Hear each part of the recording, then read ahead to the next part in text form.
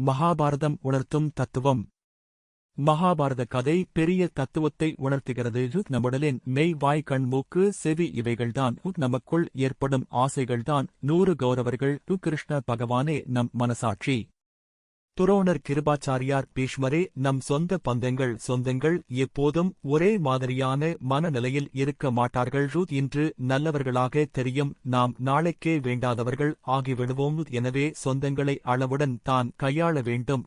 அதைப்போல் மனசாட்சிக்கு கட்டுப்பட்டு மனதில் ஏற்படும் கெட்ட எண்ணங்களை அழித்து நம்மை நாம் மேம்படுத்திக் கொள்ள வேண்டும். ஒரு வயதான பாட்டி சொல்லி பொறுக்கிக் கொண்டு இருந்தார். இதை பார்த்து சுற்றி இருந்தவர்கள் கேட்டதற்கு, குளிர் காய்தான் சொல்லி பொறுக்குகிறேன் என்றார். நீங்கள் குளிர் காய்ந்து ஒரு நாள் கூட பார்க்கவில்லையே என அவர்கள் கூறினர். சொல்லி பொறுக்கவே நேரம் போதவில்லையே, நான் எங்கே குளிர் காய்வது என பாட்டி கூறினார். இப்படிதான் பெரும்பாலோர் ஓடி ஓடி சம்பாதித்து சாப்பிட நேரமில்லை, ஓய்வெடுக்க நேரமில்லை எனக் கூறி வயதான பிறகு மருத்துவமனைக்கே செலவிடுகிறார்கள். எனவே கௌரவர்கள் போல் பேராசைப்படாமல் பஞ்ச பாண்டவர்கள் போல் நல்ல விதம் நடந்து சந்தோஷமாக வாழ்வாங்க வாழ வாழ்த்துக்கள்.